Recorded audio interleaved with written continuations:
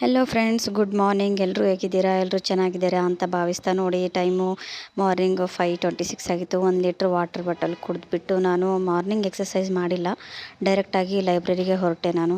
ನೋಡಿ, ಮಾರ್ನಿಂಗ್ ಆಗಿತ್ತು, ಎಷ್ಟು ಚೆನ್ನಾಗಿ ಅಂದರೆ ಒಂದು ತಂಪಾದ ವಾತಾವರಣ ಮತ್ತು ಗಾಳಿ ತುಂಬ ಚೆನ್ನಾಗಿತ್ತು. ನಾನು ಲೈಬ್ರರಿಗೆ ಹೋಗಿಬಿಟ್ಟು ಫಸ್ಟ್ಗೆ ಒಂಚೂರು ಬೆಲ್ಲವನ್ನು ತಿಂದೆ. ಯಾಕಂದರೆ ನಾನು ಪ್ರಾಣೇಶ್ ಅವರದ್ದು ಕಾಮಿಡೀಸನ್ನು ಫಾಲೋ ಮಾಡ್ತೀನಿ ಮತ್ತು ಅವರು ಹೇಳ್ತಾರೆ, ನಾವು ನಮ್ಮ ದೇಹದಲ್ಲಿ ಏನಾದರೂ ರೋಗಾಣುಗಳು ಇದ್ದರೆ ಡೈಲಿ ಮಾರ್ನಿಂಗ್ ಎದ್ದ ತಕ್ಷಣ ನೀರು ಕುಡಿದ ಮೇಲೆ ಒಂದು ತುಂಡು ಬೆಲ್ಲವನ್ನು ತಿನ್ನಬೇಕು ಅಂತ ಹೇಳ್ತಾರೆ. ಅದಕ್ಕೋಸ್ಕರನೇ ನಾನು ಮಾರ್ನಿಂಗ್ ಎದ್ದುಬಿಟ್ಟು ಒಂಚೂರು ಬೆಲ್ಲವನ್ನು ತಿಂದೆ.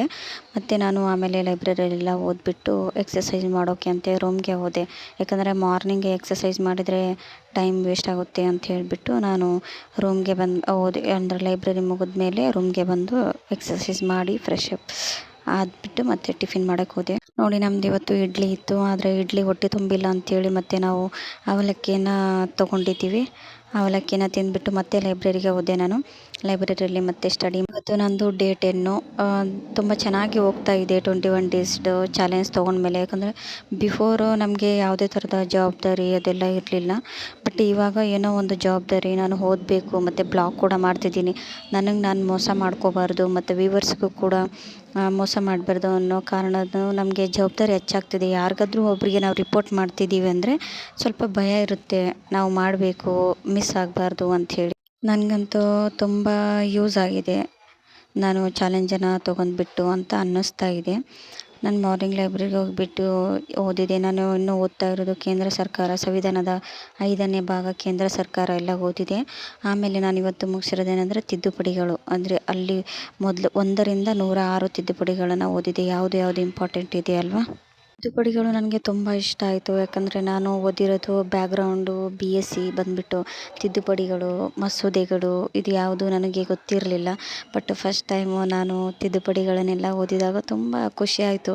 ಯಾವುದೇ ಒಂದು ಸಬ್ಜೆಕ್ಟನ್ನು ನಾವು ಪ್ರೀತಿಯಿಂದ ಓದಿದರೆ ನಮಗೆ ಅದು ಕಷ್ಟ ಅಂತಲೇ ಅನಿಸೋದಿಲ್ಲ. ಅದಕ್ಕೋಸ್ಕರ ನಾನು 1ರಿಂದ 106 ತಿದ್ದುಪಡಿವರೆಗೂ ಎಲ್ಲನೂ ಕಂಪ್ಲೀಟಾಗಿ ಓದಿದೆ. ಖುಷಿ ಆಯಿತು. ಯಾಕಂದರೆ ನಮ್ಮ ದೇಶದಲ್ಲಿ ಯಾವ್ಯಾವ ತಿದ್ದುಪಡಿ ಆಗಿದೆ, ಯಾವ ಥರ ತಿದ್ದುಪಡಿಗಳಿದ್ದಾವೆ, ಎಷ್ಟನೇ ವಿಧಿ ಹೇಳ್ತದೆ ಅಂಥೇಳಿ. ಅದಕ್ಕೋಸ್ಕರ ಅದು ತಿದ್ದುಪಡಿ ಎಲ್ಲ ಮುಗಿಸ್ಬಿಟ್ಟು ಕೇಂದ್ರ ಸರ್ಕಾರನ ಮುಗಿಸ್ಬಿಟ್ಟೆ ನಾನು. ಮತ್ತು ಕೇಂದ್ರ ಸರ್ಕಾರದಲ್ಲಿ ತಿದ್ದುಪಡಿ ಆದಮೇಲೆ SC ಅಂದರೆ ಸರ್ವೋಚ್ಚ ನ್ಯಾಯಾಲಯನೂ ಮುಗಿಸಿದೆ ಮತ್ತು ಹೈಕೋರ್ಟ್ ಕೂಡ ಮುಗಿಸಿದೆ ನಾನು.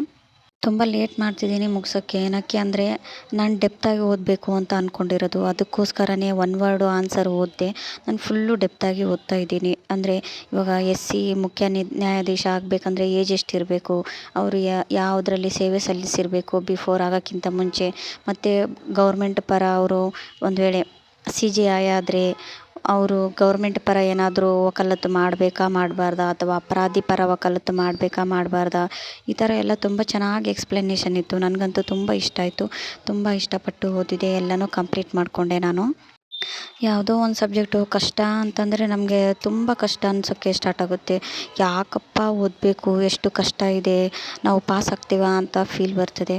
ಆದರೆ ಒಂದು ಸಾರಿ ನಾವು ಇಷ್ಟಪಟ್ಟು ಚೆನ್ನಾಗಿದೆ ಅಲ್ವಾ ಅಂದರೆ ಇಂಟ್ರೆಸ್ಟ್ ತೋರಿಸ್ಬೇಕು.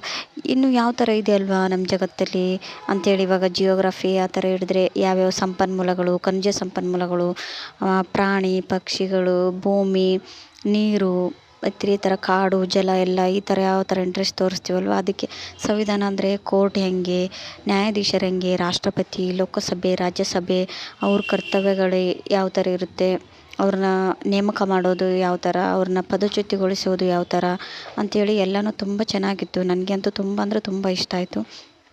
ನೋಡಿ, ಇಲ್ಲಿ ನಾನು ತೋರಿಸ್ತಿರ್ಬೋದು, ನಾನು ಕೇಂದ್ರ ಸರ್ಕಾರ ಭಾಗ 5 ಕೇಂದ್ರ ಸರ್ಕಾರ ಭಾಗ 5 ಸ್ಟಾರ್ಟ್ ಆಗೋದೇ 52ಇಂದ 151ವರೆಗೂ ಕೇಂದ್ರ ಸರ್ಕಾರನೇ ಇರುತ್ತೆ.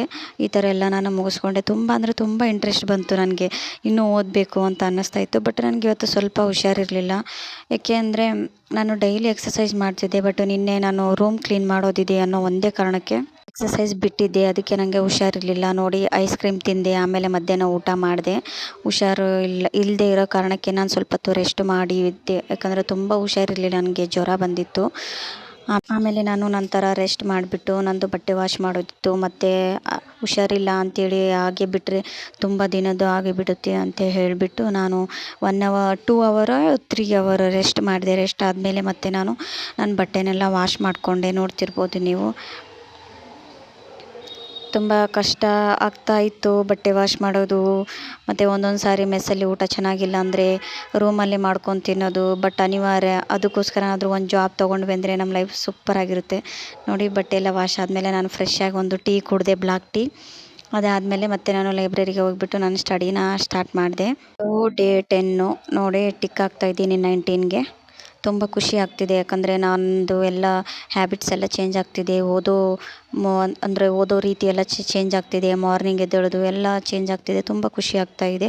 21 ಡೇಸ್ ಏನಾದರೂ ಹ್ಯಾಬಿಟ್ ಬೆಳೆಸ್ಕೋಬೇಕಂದ್ರೆ 21 ಡೇಸಲ್ಲಿ ಸಕ್ಸಸ್ ಆಗ್ತೀವಂತೆ. ಆದರೆ ಅಷ್ಟೇ ಸಾಕು ನನಗೆ.